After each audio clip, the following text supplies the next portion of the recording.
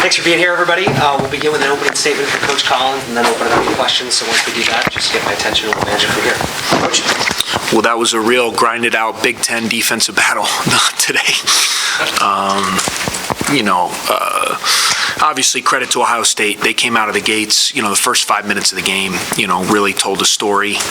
I was very displeased with our defense early in the game, just in a lot of areas, losing EJ. Obviously, he made 5 threes in a row. That wasn't really the game plan, was not to let him shoot. But credit him, he's a hell of a player. Got them off to a great start. I thought we really came back. I really challenged our guys at halftime to play with more physicality, to play tougher, to play with more fight on that end of the floor, and we got ourselves back in the game. I thought we did some really good things. Obviously, our offense was good. I thought we executed well and got good shots and scored. We just couldn't get the stops. You can't win a game in the Big Ten giving up 95 points. You just can't do that. I mean, if you were going to tell me today that we were going to score 87, I would have felt really good about our chances. But Branham was fantastic. I thought their ability, every time we made a run, I thought they found a way to get themselves to the free throw line. Whether it was driving the ball strong, getting the ball to the basket, just to kind of stay. I thought we were starting to put some real game pressure on them there. I think we got it to 6 or so there, and then we had a very careless foul on Wheeler. He was out by half court, and we were kind of jamming him. He walked up, made 2 free throws, then we missed, and then we fouled on the rebound.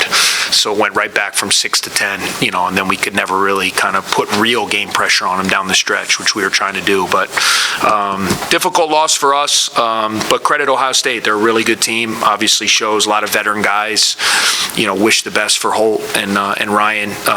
You never want to see guys under the weather and with all the COVID stuff going around. Hopefully those guys are feeling okay and they can get back with their team shortly. But give credit to their staff and give credit to their players for really stepping up and playing well and getting the job done today. Questions? You mentioned you score 87 points. You tell you before you were going to score 87, you feel pretty good about your chances. Offensively, did you feel like you were going to be able to make some things work against Ohio State as you prepared for them? We felt like we had some things that we could attack them with. I felt pretty good about the offensive game plan. I thought with our, we play kind of a 5-out style, and a lot of times they play, they're a physical team. They play 2 big guys, so I felt like if we could play with a little pace, if we could get those guys out on the floor, moving, and then you got to make shots. But, I felt good about our offensive game plan coming in the game, but then you got to execute, and it certainly wasn't our offense, today. I thought we did some really good things on that end to give ourselves a chance to kind of get back in the game. We just couldn't get the stops. Hey, Coach. It looks like your last 5 games, you guys have lost by fewer than 6 or 7 points. And credit to your team for keep coming back. What do you guys need to do to get over that auto? Yeah, no, you got to find a way. That's what I say. You got to find a way to get it done. It's really hard to win in the Big Ten. It's really hard to win, no matter who you play, where you play them. I continue to be in awe about how well coached the league is. You have a lot of veteran teams that know how to play. And so in order to win, you have to play really well for 40 minutes. And you got to stay locked in. You got to be smart. You got to be tough. And we have a good team. I feel really good about our team, and I feel like we have a chance to turn this thing around. I really do. We got guys in the locker room that really care. I think we have some good pieces. And the very first thing you have to do is find a way to win one. We've lost now 3 in a row, 2 really difficult games at home. Today we were just climbing uphill all day long, and we continue to fight. But we're going back home, and we have to find a way to get one in the win column. And then hopefully if you get one, you can kind of regain that confidence and get back on the right track. We were talking with EJ about that streak of 5 straight threes, and I'm curious about, was there an adjustment you guys tried to make during that 5-minute stretch? Or because he kept saying that he was being found open on those shots. Or what did you see there? Yeah, I just didn't think, they did a really good job. They were doing a lot of picking him, little 2-man games with him and Wheeler. We weren't communicating well.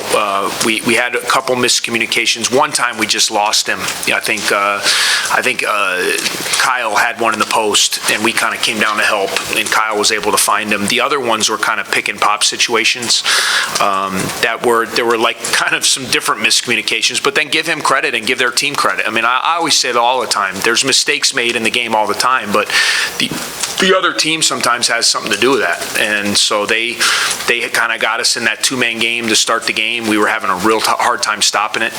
And, I think he had 5 threes and a 2, so he had like 17, right off the bat. And certainly that was not, the game plan for us. I thought we played him better after that. I mean, he was still able to get, his 30 points or whatever, but I thought after that kind of stretch, we at least made him work a little bit. We made him take tough shots, fade away, things of that nature, but we didn't start the game, with the defensive presence that we needed in order to play a player of that caliber. He's a terrific college player. You look across the bench, Chris and Ryan aren't there. It's a chess match. Do you allow yourself to think maybe you have an advantage here? No. Okay. I mean, I don't, to be quite honest, I never look down to the other sideline. I just focus. I mean, they have a terrific staff. I mean, Jake's a heck of a coach. I know Jake. He's really good. Tony over there. You got a lot of guys over there that have been with Holt. And they got veteran players. So, I mean, I knew when I saw that, like, they're veteran guys. They know the system. They know how they're supposed to play. They have a really good staff that stepped in. I thought they did a great job. Those guys had their team ready. They didn't allow that to be a distraction, obviously, to start the game the way they started. They did a really good job having those guys ready to play. Malachi Branham for them he had a big week. He's kind of a little bit of a coming out, I guess, for him this week. What did you kind of observe of him as you prepared for Ohio State and then when you saw him on the floor? Yeah, I mean, I'm really impressed. Obviously that Nebraska game was kind of a coming out party for him. You kind of knew he had the talent. You saw him play in high school. You saw what he was capable of. He's got great size. He can shoot the ball. He's quick. Terrific player. And then when you have a game like he had, against Nebraska, sometimes that's all it takes to really say, like, man, I'm ready to do this now.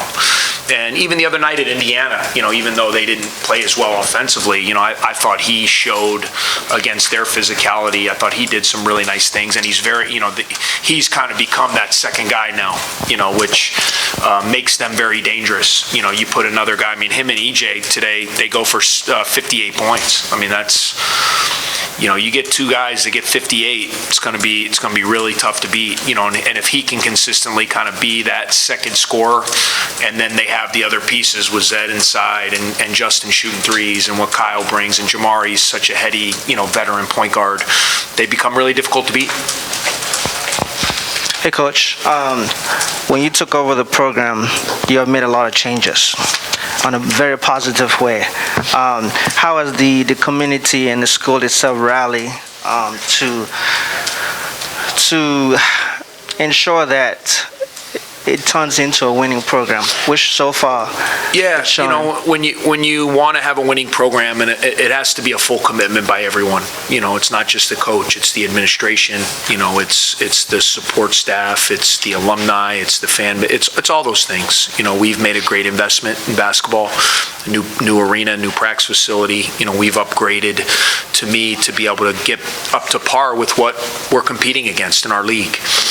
You're still playing against terrific programs, and you're trying to climb the ladder in a really tough league, in my opinion, the best in the country. So you gotta fight. You gotta be tough-minded. You gotta keep at it. You gotta know at times there's gonna be tough times you gotta fight through. And I've just been really indebted to this group of players. We had a great run where we got to the tournament and really kind of changed the face of our program a few years back. We had to hit the reset button a little bit. We brought this group of guys in with Boo and Pete and Robbie Barron and Ryan Young and all these guys. And they've taken some lumps the last 2 years. And I think this group's really ready to win. And that's what's frustrating. This last week has been disappointing because we've put ourselves in a position, we've had 3 games to not win any of them. I thought we were deserving of more, but you are what some great coach said one time, you are what they say you are, or you are what your record says you are. So, we got to keep working. We got to keep fighting, knowing what we got coming up, and hopefully we can continue to improve. We have great aspirations for what this team can be, and there's still a lot of season left. Okay. Thank you, guys. Thanks, Coach. Yep, thanks, guys. Thank you.